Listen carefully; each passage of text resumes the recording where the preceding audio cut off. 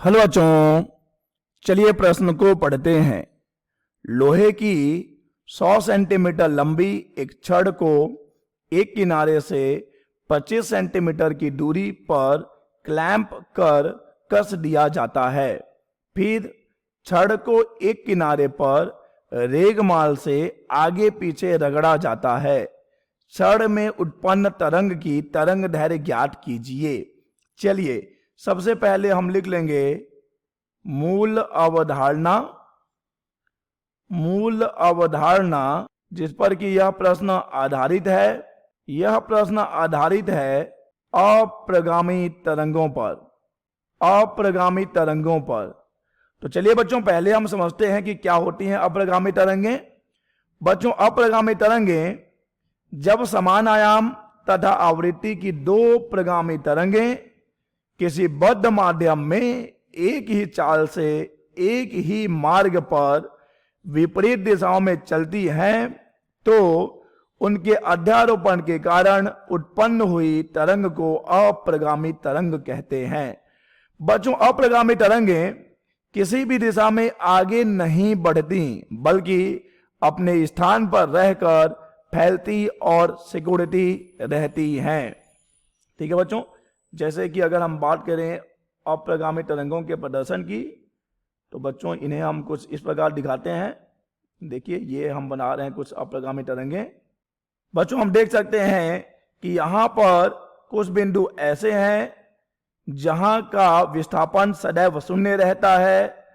बच्चों ऐसे बिंदुओं को ही हम कहते हैं निष्पंद। निष्पंद। और बच्चों यहां पर कुछ बिंदु ऐसे होते हैं जहां पर विस्थापन सदैव अधिकतम होता है। ऐसे बिंदुओं को कहा जाता है प्रस्पंद। तो चलिए समझ लें कि निष्पंद और प्रस्पंद क्या होते हैं। उन बिंदुओं को कहते हैं निष्पंद जहां पर कणों का विस्थापन और वेग सदैव शून्य होते हैं। प्रस्पंद उन बिंदुओं को कहते हैं जहां पर कणों का विस्थापन और वेग अन्य कणों की तुलना में सदैव अधिकतम होता है। और बच्चों एक बात हमें याद रखनी है जो कि इस प्रश्न में बहुत ही महत्वपूर्ण कड़ी है कि मुक्त सिरे सदैव प्रस्पंद बनता है और जो बच्चों दृढ़ सिरे होते हैं दृढ़ सिरे पर सदैव निष्पंद बनता है। और बच्चों प्रस्पंद और निष्पंद के बीच की निकटतम दूरी होती है λ/4। हम इसे भी याद रखेंगे क्योंकि यह हमारे बहुत काम आने वाला है। प्रस्पंद और निष्पंद की निकटतम दूरी होती है λ/4। चलिए बच्चों हमने इस प्रश्न के मूल अवधारणा को समझ लिया है और अब हम तैयार हैं इस प्रश्न को हल करने के लिए। प्रश्न में दिया गया है लोहे की 100 सेंटीमीटर लंबी एक छड़ जिसे कि एक किनारे से 25 सेंटीमीटर की दूरी पर क्लैंप यानी कि कस दिया जाता है। तो चलिए बच्चों हम ले लेंगे लोहे की एक छड़। हमने ले लिया है बच्चों लोहे की एक छड़ जिसकी लंबाई है 100 सेंटीमीटर।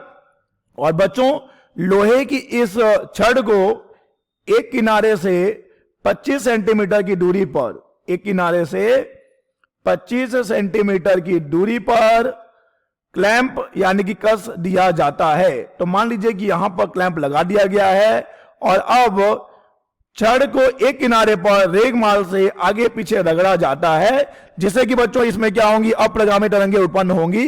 अब देखिए अभी हमने अपने मूल अवधारणा में समझा था कि मुक्त सिरे पर सदैव क्या बनेगा, सदैव प्रस्पंद बनेगा और जो सीधा दृढ़ है बच्चों वहां पर बनेगा निष्पंद। और प्रस्पंद और निष्पंद के बीच की निकटतम दूरी होती है λ/4। तो बच्चों यहां पर λ/4 का मान हो जाएगा 25 सेंटीमीटर। अतः बच्चों लैम्डा का मान आ जाएगा 25 × 4 अर्थात बच्चों 100 सेंटीमीटर। अतः बच्चों यहां पर तरंग की तरंग दैर्घ्य कितनी है? तरंग दैर्घ्य है 100 सेंटीमीटर, जो कि हमें ज्ञात करना था। आशा करते हैं बच्चों आपको यह प्रश्न समझ आया होगा। धन्यवाद।